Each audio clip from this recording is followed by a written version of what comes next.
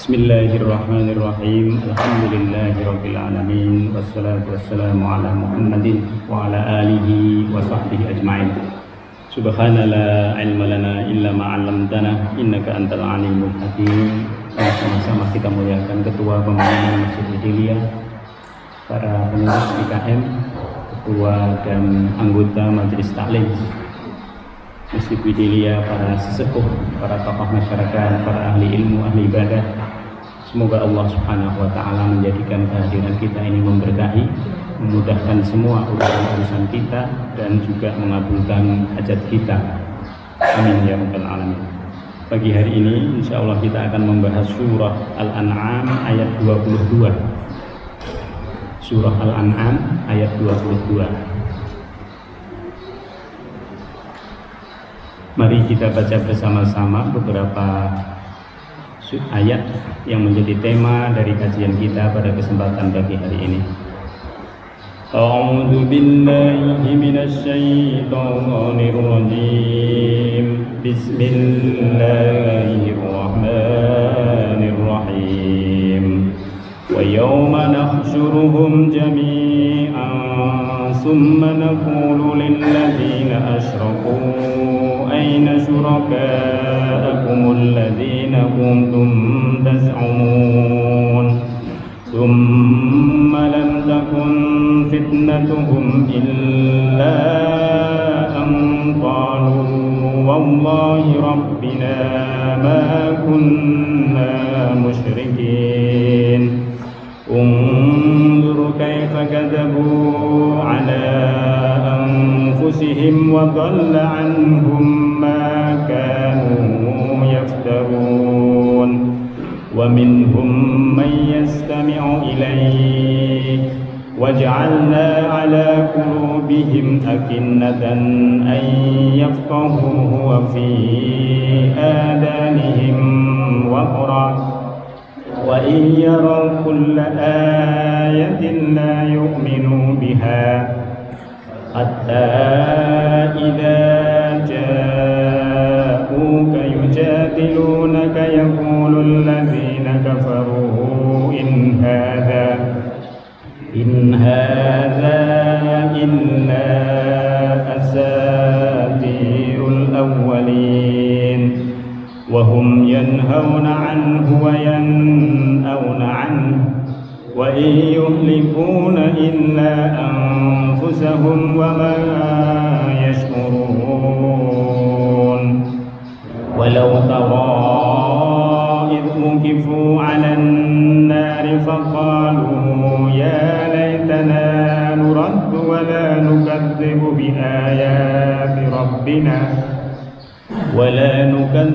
بآيات ربنا ونكون من المؤمنين بل بدا لهم ما كانوا يخفون من قبل ولو ردوا لعادوا لما نهوا عنه وإنهم لكاذبون وقالوا إن هذا إلا حياتنا الدنيا وما نحن بمبعوثين ولو ترى إذ وقفوا على ربهم قال أليس هذا بالحق قالوا بلى وربنا قال فذوقوا العذاب بما كنتم تكفرون قد خسر الذين كذبوا بلقاء الله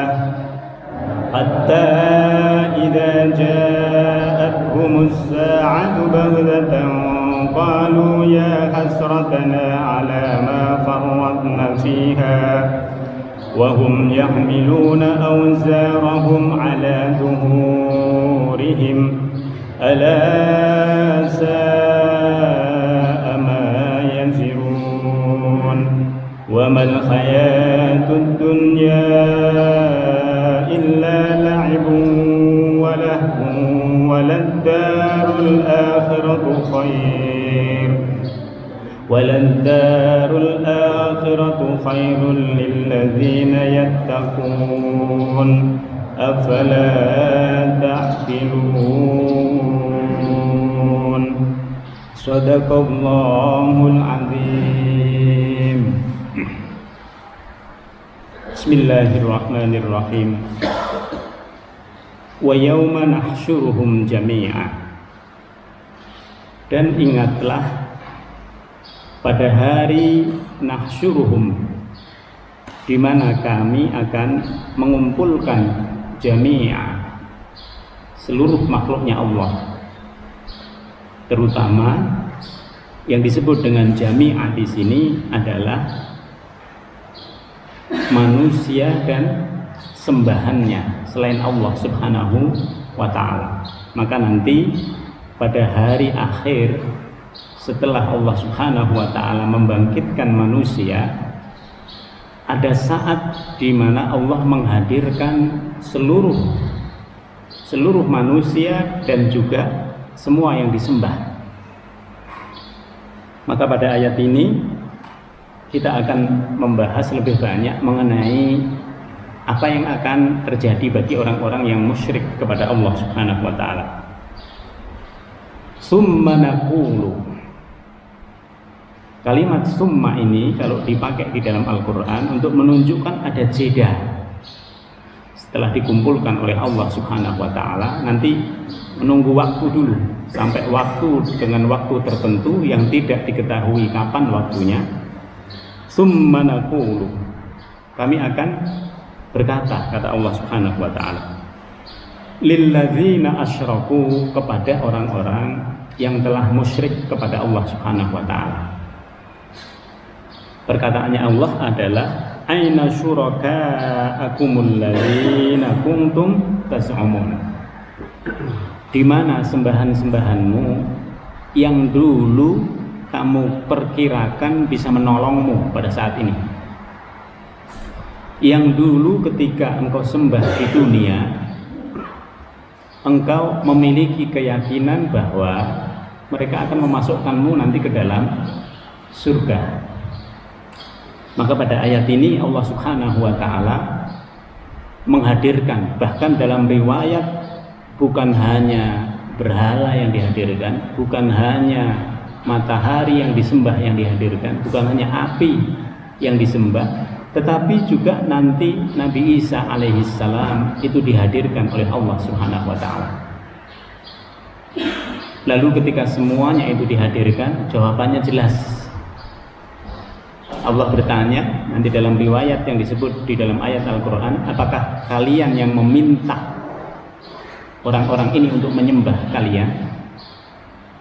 Kita sudah membahasnya dulu di surah Al-Ma'idah. Nabi Isa menjawab, la ilma lana, ya Allah, kami tidak ada dari kami pengetahuan atau perintah dari kami atau apapun yang mengatakan bahwa kami minta disembah. Maka setelah itu barulah nanti didatangkan siapa ini yang menyebabkannya. Ternyata mereka tidak meminta untuk disembah. Lalu mereka mendatangkan kepada tokoh-tokoh utama dari agama mereka yang mengajak mereka untuk menyembah selain Allah Subhanahu wa ta'ala. Tapi tokoh-tokoh agama nanti berlepas diri dari mereka. Lalu didatangkanlah setan. Dan ketika setan didatangkan, setan mengatakan, ya kami kan hanya ngajak. Salahnya bukan salah kami, tetapi salah mereka. Karena di antara manusia itu ada orang-orang yang tidak bisa kami ajak juga. Summa, kemudian jauh setelah itu, kalau Allah menggunakan summa itu berjeda dia, waktunya tidak ketahuan. Tapi kalau Allah menggunakan kalimat wa itu dekat. Summa lam takun fitnatuhum illa an qalu. Kemudian mereka tidak menjawab kecuali dengan sebuah perkataan. Di sini ada kalimat fitnah. Fitnah ini asal mulanya berasal dari kata fatana. Fatana itu berarti menguji untuk mengetahui kualitas sesuatu. Hidup di dunia ini fitnah. Artinya kita diuji oleh Allah Subhanahu wa taala dengan apa yang kita miliki. Nanti ujian ini bukan hanya berhenti di dunia, sampai nanti di akhirat, nanti orang-orang yang musyrik dikatakan di sini summa lam takun fitnatuhum illa anqalu. Fitnah di sini diartikan sebagai jawaban. Diartikan sebagai jawaban karena apa yang telah diuji oleh Allah di dunia nanti akan ditanya oleh Allah. Sehingga setiap kita nanti menjawab. Bahkan bukan hanya di akhirat, ketika ada di alam kubur pun sudah ditanya. Untuk apa hidupmu? Dari mana engkau dapatkan hartamu dan engkau gunakan untuk apa? Siapa Tuhanmu? Ditanya semuanya. Bagi orang-orang yang tidak beriman, ujian itu sulit untuk bisa dijawab. Maka di sini dikatakan summa lam takun fitnatuhum. Lalu jawaban mereka itu hanya dengan perkataan wallahi rabbina. Jawabannya adalah demi Allah yang menjadi Tuhan kami. Jadi mereka mengatakan demi Allah yang menjadi Tuhan kami, ma kunna musyrikin. Kami tidak pernah musyrik, melakukan perbuatan yang menyembah kepada selain Allah Subhanahu wa taala. Jadi mereka berbohong. Kenapa mereka berbohong? Karena di dalam kehidupan mereka sudah biasa berbohong. Termasuk sembahan-sembahan mereka itu adalah sembahan yang bohong-bohongan. Tidak sejatinya, karena sembahan yang sejati itu hanya Allah Subhanahu wa ta'ala. Maka pada ayat ini diartikan sebagai jawaban karena memang nanti antara yang mereka jawab dengan yang mereka lakukan itu mereka sudah bingung, saking bingungnya untuk menjawab pertanyaan dari Allah Subhanahu wa ta'ala, sehingga mereka sampai mengatakan seperti itu, ma kunna musyrikin, kami tidak pernah berbuat musyrik. Lalu setelah itu Allah Subhanahu wa ta'ala memberikan kesaksian kepada seluruh badannya. Ternyata nanti kesaksian seluruh badannya ini berbeda dengan apa yang dikatakannya. Barulah orang-orang musyrik ini mengatakan, loh kok bisa tangan menjadi saksi? Loh kok bisa mata menjadi saksi? Loh kok bisa kaki menjadi saksi? Padahal itu semua sesungguhnya sudah pernah disampaikan oleh Allah Subhanahu wa ta'ala di dalam kitab suci, di dalam Al-Quran. Undur kaifa kadzabu ala anfusihim. Nah, ini untuk kita. Perhatikan wahai orang-orang yang beriman. Perhatikan wahai manusia. Kaifa kadzabu ala anfusihim. Bagaimana mereka membohongi terhadap dirinya sendiri. Di dunia dia menyembah selain Allah Subhanahu wa ta'ala. Di hadapan Allah mereka mengatakan kami tidak melakukan perbuatan musyrik. Jadi mereka bohong kepada Allah. Mereka juga bohong pada dirinya sendiri. Semua orang yang berdusta itu sebenarnya mendustai dirinya sendiri. Hanya saja kedustaannya itu tidak terungkap oleh manusia karena manusia tidak mengetahui yang sebelumnya dan sesudahnya. Sementara Allah Subhanahu wa ta'ala itu mengetahui seluruhnya. Bahkan Allah mengetahui apa yang terdetak di dalam hati manusia. Maka pada ayat ini Allah ingin menunjukkan kepada orang-orang yang beriman, kalau orang itu di dunianya dia melakukan kebohongan-kebohongan, di akhirat masih terbawa juga, karena itu sudah menjadi darah daging. Yang keluar ketika mereka dalam keadaan yang sulit seperti itu adalah kebohongannya. Nah, ini ciri yang ingin ditunjukkan oleh Allah Subhanahu wa taala kepada kita semua. Wa dhalla anhum ma kanu yaftarun. Lalu nanti sembahan-sembahan ini dilenyapkan oleh Allah Subhanahu wa taala. Jadi sembahan yang didatangkan sebelumnya kepada mereka lalu dilenyapkan oleh Allah Subhanahu wa taala untuk menunjukkan bahwa yang bertanggung jawab terhadap perbuatan manusia adalah manusia itu sendiri.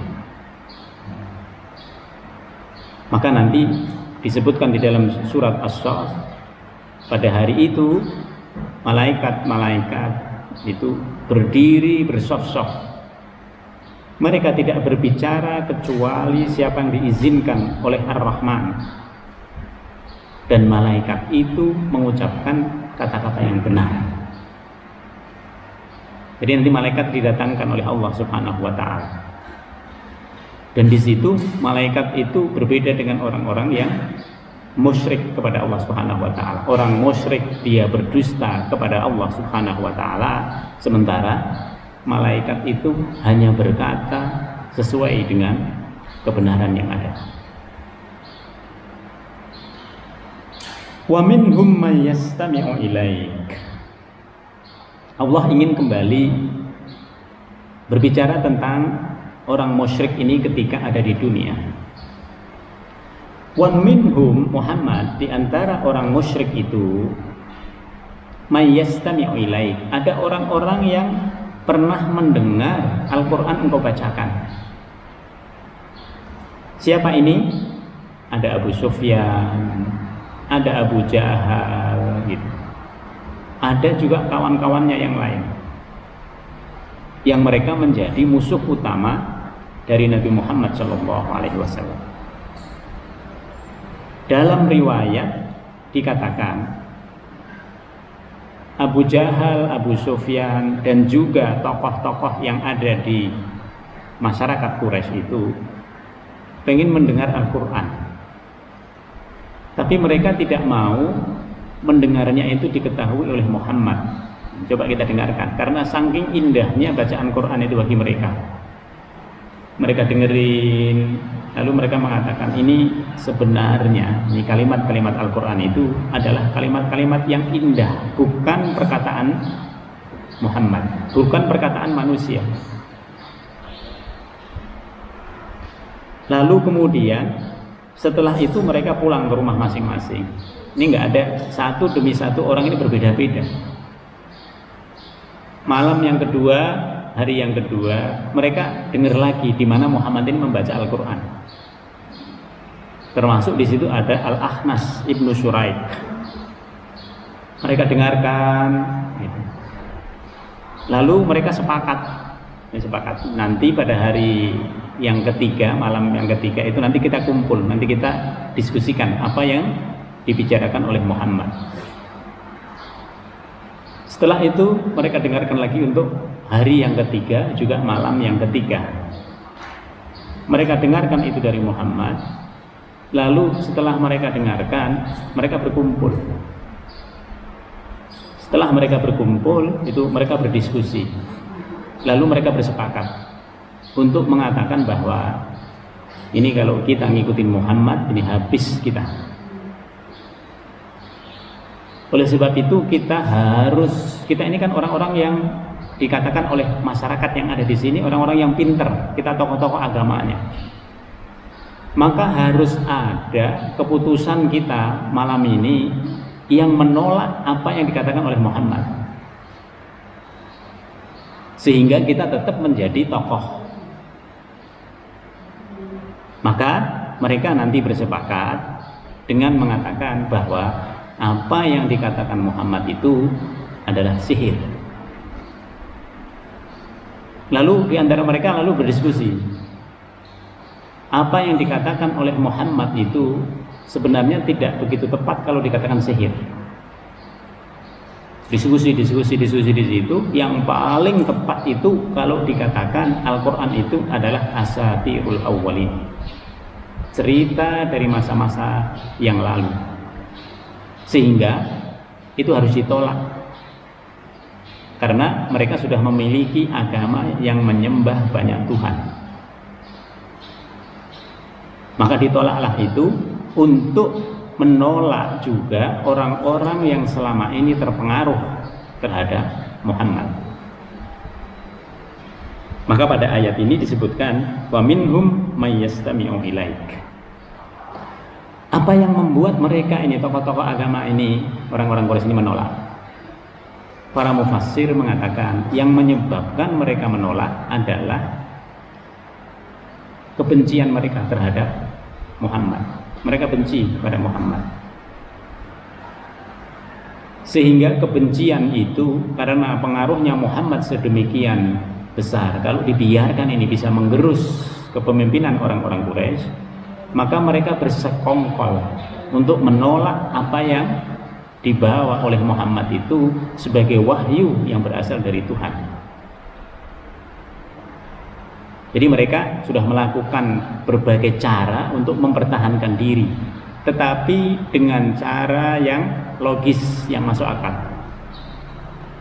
Lalu habis ini, kata mereka, tidak boleh di antara kita yang mendengarkan Al-Quran, karena cepat atau lambat itu ternyata berpengaruh juga pada diri kita. Setiap kali Al-Quran datang, kita harus menghindarinya. Maka pada ayat ini nanti dikatakan waja'alna ala qulubihim akinnatan ayyafqahuhu wa fi adanihim waqra. Dan kami telah menjadikan hati mereka, kata Allah Subhanahu wa taala, tertutup sehingga mereka tidak bisa lagi memahami ayat-ayat Al-Qur'an. Jadi orang-orang yang tidak beriman kepada Allah itu sebenarnya mulanya mereka itu sampai betul-betul tertutup hatinya karena mereka benci. Kalau ini kita tarik kepada orang yang beriman, kenapa orang beriman itu sulit untuk mendapatkan tambahan petunjuk dari Allah? Kalau orang beriman tidak sampai pada benci. Tapi kalau orang yang beriman itu yang pertama dia enggan. Enggak lah, saya enggak gitu. Sehingga ada nanti orang-orang yang beriman itu tidak nyaman kalau di masjid. Ada, kalau orang tidak biasa ke masjid, otomatis dia tidak nyaman kalau dia di masjid. Nah, bagaimana dia bisa masuk surga kalau di rumahnya Allah saja dia tidak nyaman? Gitu pertanyaannya. Selain dia enggan, nanti orang itu malas. Jadi malas, mau ini malas, mau kebaikan tuh malas. Ini orang yang sudah beriman, tidak sampai pada tingkat benci. Tapi kalau orang yang tidak beriman, aku benci itu melihat. Sama dengan bencinya orang lihat sujud, sama orang benci melihat orang beribadah. Tapi kalau orang itu tidak beriman, malas. Jadi malas itu bisa menjauhkan kita dari hidayahnya Allah Subhanahu wa taala. Oleh sebab itu pada ayat ini ketika Allah mengatakan waja'alna ala qulubihim akinnatan ayyafqahuhu wa fi adanihim waqra, kami jadikan hati mereka itu tertutup sehingga ayat-ayat Al-Quran yang mereka dengar itu tidak bisa mereka hayati untuk bisa ambil petunjuknya. Itu bukan Allah, bukan Allah aslinya, tetapi itu merupakan tindakan manusia sendiri. Saking dia sudah bencinya kepada Al-Quran, lalu Allah menutupnya. Jadi di sini apa artinya? Di sini artinya adalah bahwa semua manusia itu punya potensi yang sama untuk bisa memahami Al-Quran, untuk bisa mengamalkan Al-Quran, untuk yang paling penting bisa mendapatkan terus tambahan petunjuk yang berasal dari Allah Subhanahu wa taala. Wazidnahum huda. Kita ini bisa sholat sunnah aja itu ada tambahan petunjuk. Kita bisa berkumpul dengan orang-orang yang baik saja itu ada tambahan petunjuk. Apa yang menyebabkan orang itu tidak mendapatkan tambahan petunjuk? Dia enggan, dia males. Yang berat adalah dia sudah nggak mau. Ini kawan ini, enggan, terus kemudian males, kemudian enggak, saya nggak mau. Udah, dia nggak akan pernah mendapatkan petunjuk. Tapi kalau orang yang tidak beriman, itu lebih keras lagi. Saya benci. Saya benci kalau dengar Al-Quran. Saya benci kalau ayat-ayat Allah itu dibacakan. Oleh sebab itu, ini yang membuat kenapa dia alergi kepada Al-Quran. Dengar Al-Quran tidak bisa masuk ke dalam hatinya. Baca Al-Quran juga sebatas membaca saja gitu. Sehingga intisari Al-Quran sebagai petunjuk itu sama sekali dia tidak mendapatkannya. Nah, orang-orang musyrik ini persis seperti itu. Mereka tahu kebenaran yang dibawa oleh Al-Quran, tetapi mereka mengignornya. Kita harus bantah, kita harus bantah. Kita harus memberikan kebenaran sendiri, berbeda dengan kebenaran yang dibawa oleh Muhammad SAW. Oleh sebab itu dalam Al-Quran dikatakan mereka memiliki mata, tapi mata itu tidak bisa melihat. Melihat apa? Melihat intisari kebaikan yang terdapat di dalam Al-Quran. Mereka punya telinga, tapi mereka tidak mendengar. Lewat aja itu. Tidak menginspirasi pikiran mereka, tidak masuk ke dalam hati mereka. Mereka punya hati, la yafqahuna biha. Gitu. Mereka punya hati, tapi hati ini tidak berfungsi untuk melakukan analisis bahwa dia harus berbuat baik. Sehingga yang menguasai dirinya itu adalah hawa nafsunya, kemauannya sendiri. Yang menguasai dirinya itu kemauannya. Saya mau begini, saya mau gini. Dianggapnya kemauan itu 100% maunya dia. Bukan. Tapi di dalam kemauan kita itu ada setan yang turut mempengaruhi kita. Jadi setan itu bermain pada sisi jiwa kita, pada sisi kemauan kita. Kita mau apa-apa, setan hadir. Kalau maunya itu kejelekan, setan melapangkannya.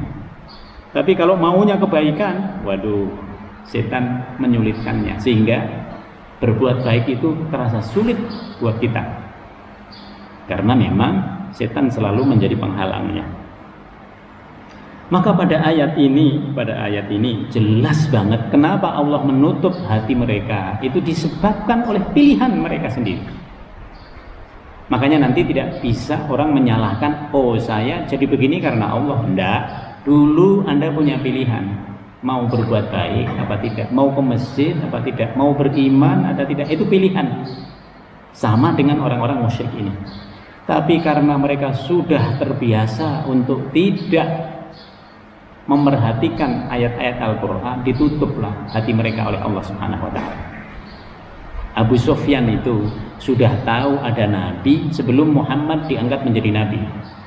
Sudah tahu. Bahkan dia memperkirakan kalau bukan mertua dia, ya bapaknya Khalid bin Walid yang jadi nabi. Kalau itu yang jadi nabi, dia mau. Tapi karena yang jadi nabi adalah Muhammad, nah dia nggak mau.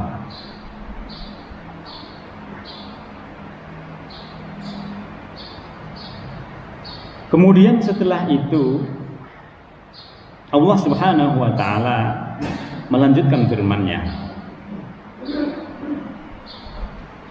wa iyyaru kulla ayatin la yu'minu biha. Wa in, Allah menggunakan kalimat in.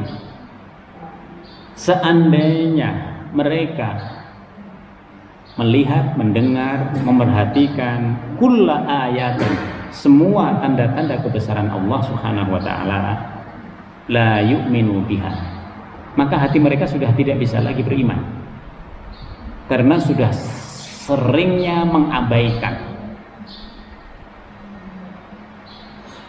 Allah menggunakan kalimat in. Kenapa Allah menggunakan kalimat in? Karena tadi mereka sudah bersepakat, pokoknya sekarang kalau Al-Quran itu dibacakan, kita harus menjauh. Karena Al-Quran itu berpengaruh pada kita. Ini orang-orang yang sepakat ini Anda disebut oleh Allah. Itu mereka sudah tertutup hatinya. Mereka tertutup hatinya itu karena mereka sendiri yang melakukannya. Sehingga wa iyyaraw kulla ayatin, seandainya salah satu di antara mereka nanti mendengar ayat-ayat Al-Qur'an, la yu'minu biha, mereka tidak akan bisa beriman lagi. Sama dengan Abu Lahab. Abu Lahab bahkan karena begitu kerasnya pertentangannya terhadap Rasulullah SAW, lalu Allah langsung memberikan nasnya di dalam surah Tabbat yada abi lahabi wa tab ma aghna anhu maluhu wa ma kasab sayasla narong dzata lahab. Dia dinas oleh Allah. Ketika dia disebut oleh Allah Subhanahu wa taala seperti itu, selamanya walaupun dia masih punya sisa hidup bersama Muhammad, dia nggak akan bisa beriman.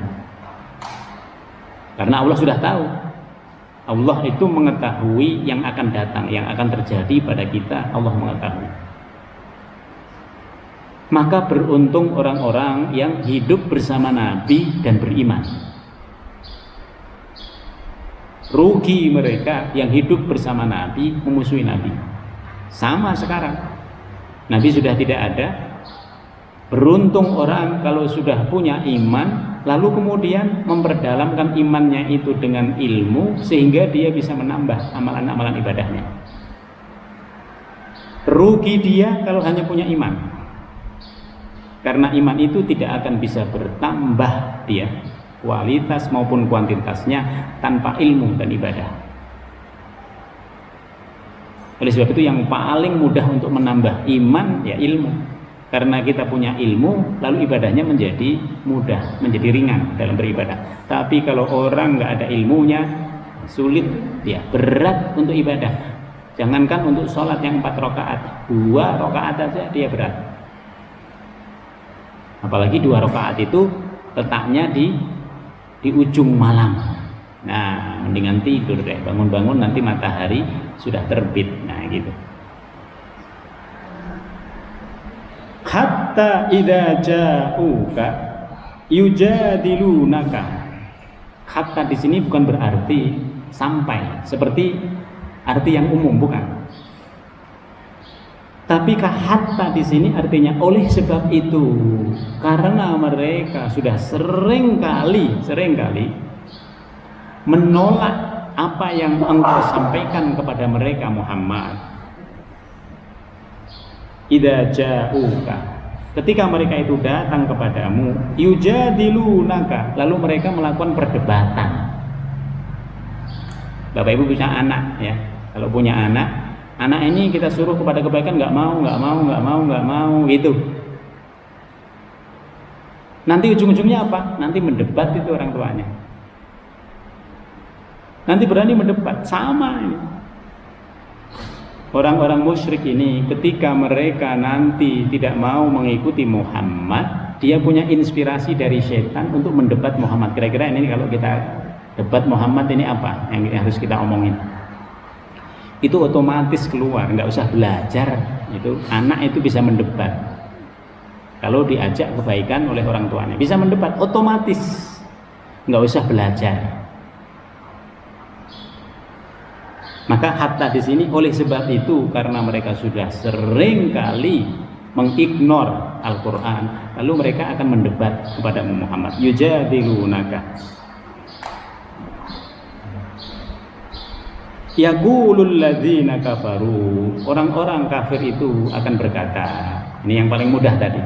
Mau dikatakan Muhammad itu tukang sihir? Enggak juga, gitu. Karena mereka tahu sihir itu apa. Mau dikatakan ini adalah perkataannya orang yang gila Quran ini, tidak bisa juga.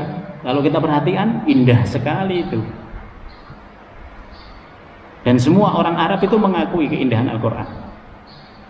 Sehingga mereka sepakat, in hadza illa asatirul awwalin. Tapi kalau kita sebut bahwa Al-Quran itu adalah cerita dari umat-umat terdahulu, nah itu menjadi lebih mudah untuk disampaikan kepada masyarakat, supaya mereka tetap mengikuti kita.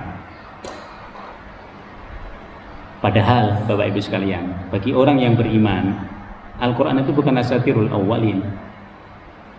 Al-Quran itu bukan cerita-cerita masa lalu, tetapi Al-Quran adalah menceritakan tentang kejadian yang akan datang. Kita belum masuk ke dalam liang kubur.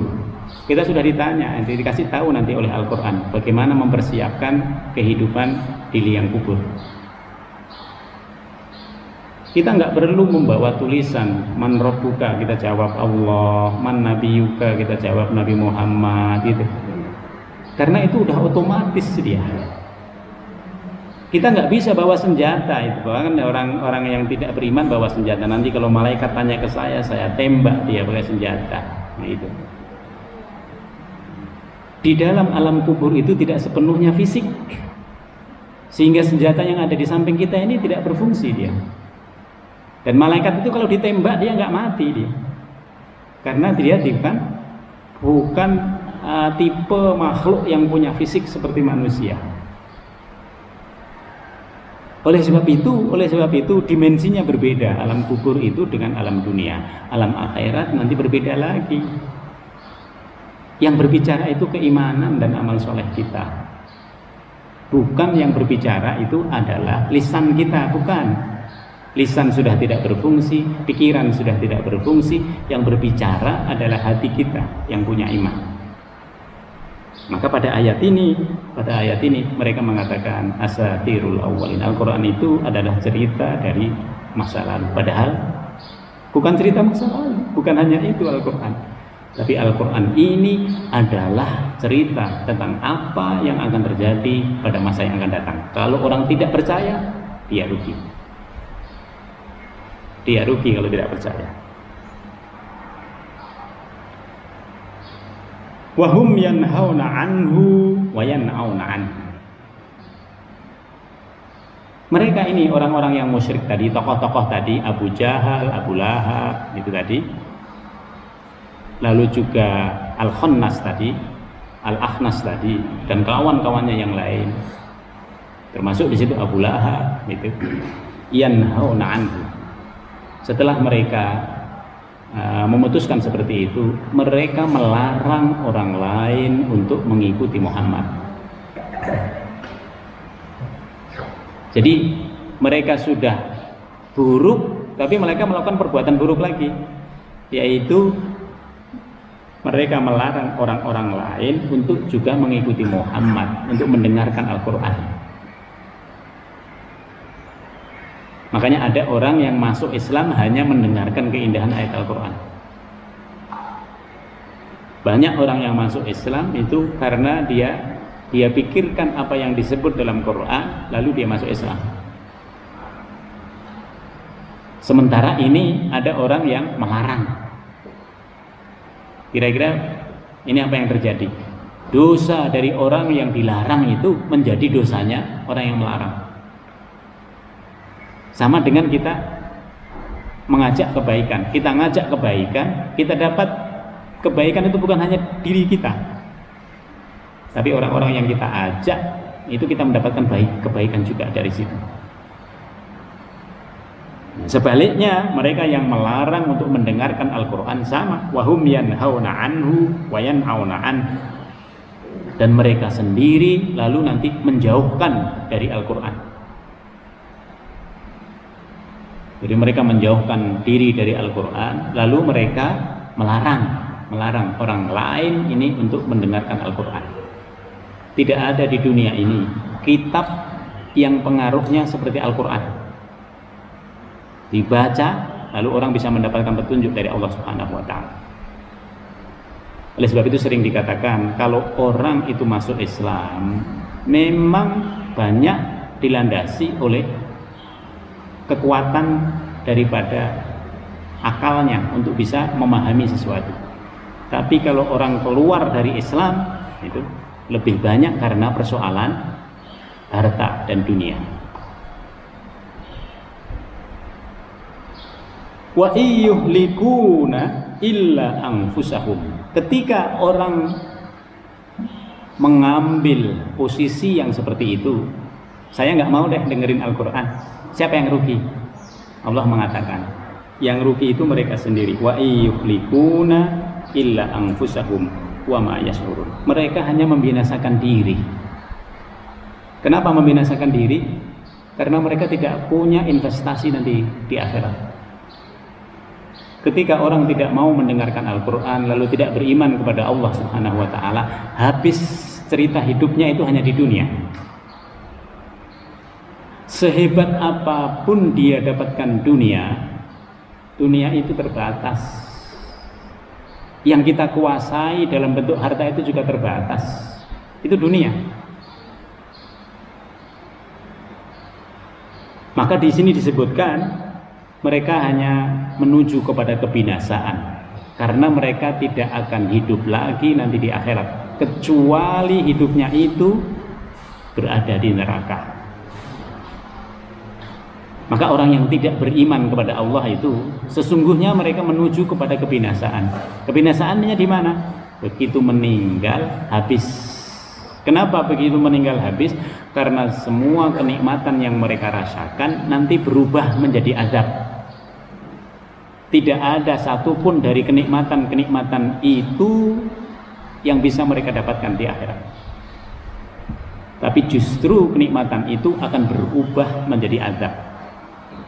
Karena mereka sudah menikmatinya, tapi mereka tidak mampu untuk mengembalikan kepada Allah.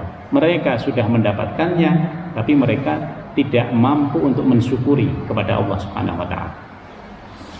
Oleh sebab itu, lawan dari syukur adalah kufur. Orang-orang yang kufur itu adalah orang-orang yang tidak mengenal Allah. Dia dikasih umur, tidak kenal siapa yang ngasih. Dia kasih rezeki, tidak kenal siapa yang ngasih. Wa ma yash'urun. Sedangkan mereka sendiri tidak menyadari. Kenapa tidak menyadari? Karena petunjuk Al-Quran tidak masuk. Mereka anggap hidup ini hanya berhenti di dunia. Itu yang fatal. Fatal orang menganggap hidup ini hanya berhenti di dunia. Atau dialihkan. Oh, nanti kalau kita ini di dunia termasuk orang-orang yang berbuat buruk, kita akan dikembalikan dalam bentuk makhluk yang buruk. Bukan hanya itu meringankan sesuatu yang luar biasa berat. Dicoba dibuat ringan-ringankan. Supaya apa? Supaya orang-orang yang berbuat buruk masih ada di situ. Ini pengalihan seperti ini adalah kedustaan kepada Allah Subhanahu wa ta'ala. Nanti akan ketahuan ini siapa sih sebenarnya yang mula-mula memberikan ajaran seperti ini. Walau tara idh wuqifu 'alan nar, dan seandainya engkau Muhammad bersama umatmu, kita semuanya yang membaca Al-Quran, melihat ketika mereka dihadapkan 'alan nar, sudah dihadapkan di neraka. Jadi mereka sudah berhadapan dengan neraka. Di hadapan mereka itu sudah neraka. Faqalu, lalu mereka mengatakan, ya wailana nuraddu.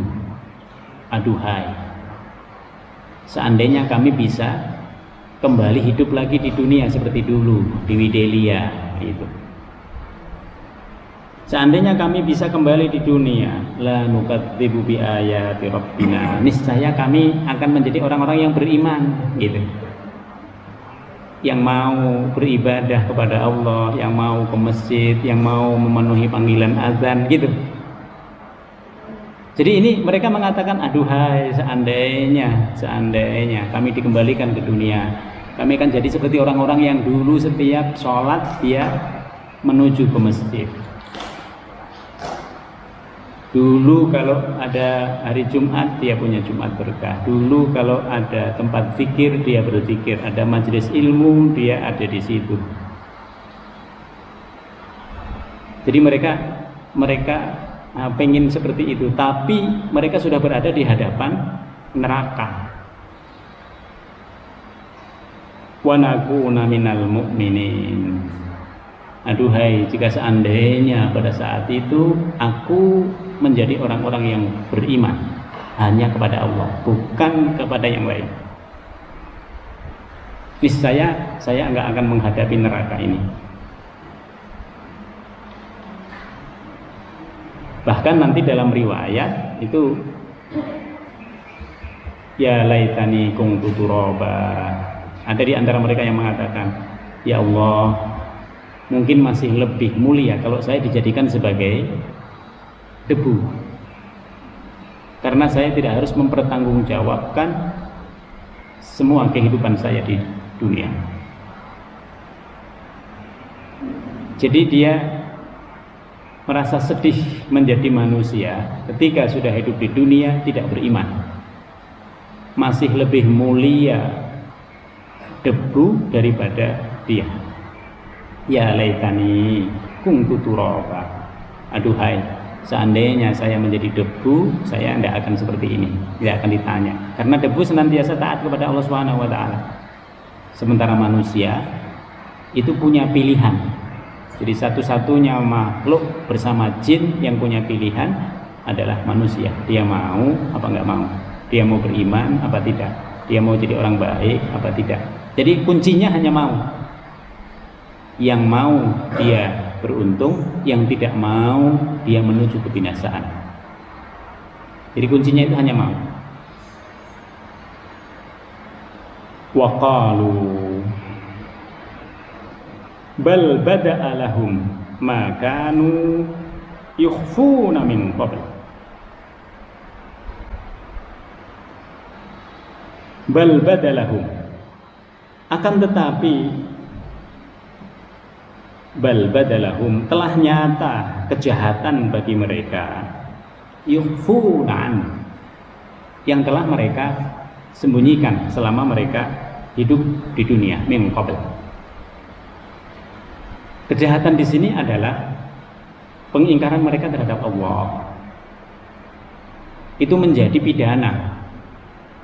Ketika mereka tidak menyembah Allah, nanti menjadi pidana nanti dia. Ketika mereka tidak mau mendengarkan Al-Quran, menjadi pidana nanti di akhirat. Bal badalahu makanu yukhfuna min qabl. Jadi telah nyata kejahatan mereka yang mereka sembunyikan selama mereka ada di dunia. Mereka dikasih rezeki, gak menyembah Allah. Ini kan jahat. Bahkan pendusta yang luar biasa. Dia dikasih umur, tapi dia tidak tahu berterima kasihnya harus kepada Allah. Nah, situ. Dia menikmati semuanya, tapi tidak dikembalikan kepada Allah. Lalu Allah menyatakan, walau ruddu la'adu lima nuhu anhu. Seandainya orang-orang ini kami kembalikan ke dunia untuk hidup yang kedua kalinya, walau ruddu la'adu lima nuhu anhu, mereka akan kembali lagi setelah ada di dunia. Mereka lupa gitu. Jadi orang-orang yang tidak menyembah Allah ini sesungguhnya mereka lupa. Kenapa mereka lupa? Karena mereka tidak menggunakan akalnya untuk sampai kepada Allah. Tidak menggunakan pendengarannya untuk mendengarkan kebaikan. Tidak menggunakan hatinya untuk memproses bahwa dalam kehidupan ini kita tidak free begitu saja. Tapi dalam kehidupan ini kita ada tujuan. Kenapa Allah Subhanahu wa ta'ala itu menjadikan kita sebagai manusia makhluk yang paling mulia di antara makhluk-makhluk yang lainnya. Maka hidup ini sebenarnya cobaan, juga ujian. Kita diuji sebenarnya dengan semua yang ada pada kita itu, kita diuji oleh Allah. Apakah masih tetap bisa kembali kepada Allah apa tidak? Jadi orang-orang ini tadi, walaupun dia mengatakan, aduhai seandainya kami dikembalikan ke dunia, tapi begitu dikembalikan ke dunia, nah, mereka tidak mau lagi menyembah kepada Allah Subhanahu wa ta'ala, karena memang dasarnya itu seperti itu. Maka banyak orang yang berubah pikiran ketika melihat sesuatu, tapi kalau sudah nyaman dengan sesuatu yang mereka alami dulu, nah, kembali lagi mereka. Jadi kembalinya itu lebih mudah. Kembali kepada perbuatan mereka itu lebih mudah. Wa innahum lakadzibun, dan sesungguhnya mereka ini adalah para pendusta. Dia ngomong begitu karena melihat neraka. Coba nggak melihat neraka, nggak ngomong dia begitu. Coba dikembalikan ke dunia, kafir lagi mereka kepada Allah Subhanahu wa taala. Nah, di situ. Karena mereka memang kecondongan hatinya itu bukan kepada keimanan, tetapi kecondongan hatinya itu kepada kekafiran. Kenapa? Karena keimanan itu sulit. Keimanan itu sulit. Harus sholat 5 waktu, sulit. Banyak itu anak-anak muda itu yang sekolah-sekolah di tempat-tempat yang manajemennya berbeda dengan manajemen agama Islam. Kenapa lalu pindah agama? Aduh, saya capek kalau dalam Islam itu ada sholat 5 waktu. Ini nyata. Di sini ada. Jadi dia keluar dari agama Islam masih SMP. Dia keluar dari Islam karena dia ngerasa bahwa capek ngikutin agama Islam karena ada sholat 5 waktu. Padahal sholat itu adalah investasi kebaikan kita di akhirat. Sholat itu adalah upaya untuk membersihkan jiwa kita. Kalau orang sudah tidak sholat, sulit untuk dapat kebaikan yang lain.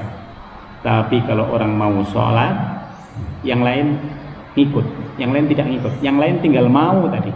Kuncinya di mau nggak? Mau. Tapi kalau nggak mau, tertutup juga dia. Wa qalu in hadza illa hayatuna dunya wa ma nahnu bimab'utsin. Salah satu yang membuat mereka itu sulit beriman adalah mereka menganggap hidup ini hanya di dunia. Itu menyesatkan. Ketika orang menganggap hidup ini hanya di dunia, lalu tidak akan mempertanggungjawabkan semua yang kita lakukan di hadapan Allah. Nah, di sini bahaya. Dia semaunya. Yang diikuti adalah kemauannya sendiri, hawa nafsunya. Ketika orang mengikuti hawa nafsunya, berarti hawa nafsu itu menjadi Tuhannya. Sekarang ini bukan hanya di negara-negara di luar Indonesia, di Indonesia sendiri banyak juga orang yang ateis, tidak mau bertuhan. Kenapa tidak mau bertuhan? Karena dia mau mengatur dirinya sendiri, tidak mau beribadah, tidak mau diatur. Jadi dia mau mengatur dirinya sendiri. Banyak sekali. Apalagi di luar Indonesia, di Korea itu, waduh, beragama itu hanya formalitas saja. Dan agama yang dipilih karena agama formalitas adalah agama yang paling mudah, yang nggak ada ibadahnya. Mereka lupa bahwa dalam melakukan ibadah itu ada ketenangan jiwa. Nanti kalau sudah stres baru kembali ke Islam. Nanti kalau sudah mengalami goncangan jiwa, keluarganya hancur, nah baru kembali ke Islam. Walau tara idh wuqifu ala rabbihim, dan seandainya engkau Muhammad, kita semua bisa melihat idhukifu ala rabbihim, ketika mereka nanti sudah berada di hadapan Tuhannya, berada di hadapan Allah Subhanahu wa taala. Qala alaysa hadza bil haqq.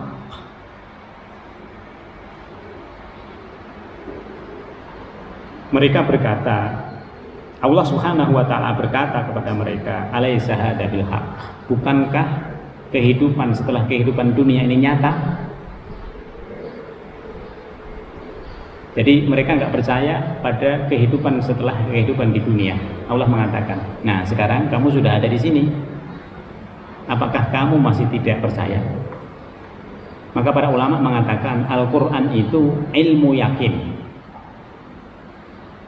Kalau kita percaya kepada Al-Quran, yakin bakal terjadi Al-Quran. Lalu ketika kita nanti masuk ke alam barzah, ainul yakin, mata kita yang melihat, oh ternyata benar malaikat itu ada. Kita ditanya oleh malaikat, oh ternyata siksa dan juga kenikmatan alam kubur itu ada. Lalu ketika sudah kita berada di akhirat, disebut hakul yakin, benar-benar deh, Apa yang disebut dalam Al-Quran itu seluruhnya benar. Maka di sini Allah mengatakan alaysa hadza bil haqq. Itu hakul yakin.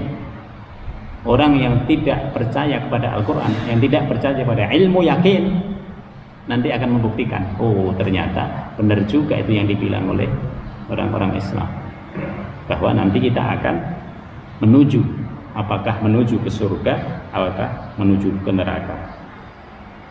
Qalu, mereka mengatakan, bala wa rabbina, ya udah kita nggak bisa ngapa-ngapain lagi, ya dah. Karena seluruhnya nanti bertekuk lutut kepada Allah. Kemarin kita sebut Al-Qahir, tidak ada lagi yang bisa membantah pada hari itu.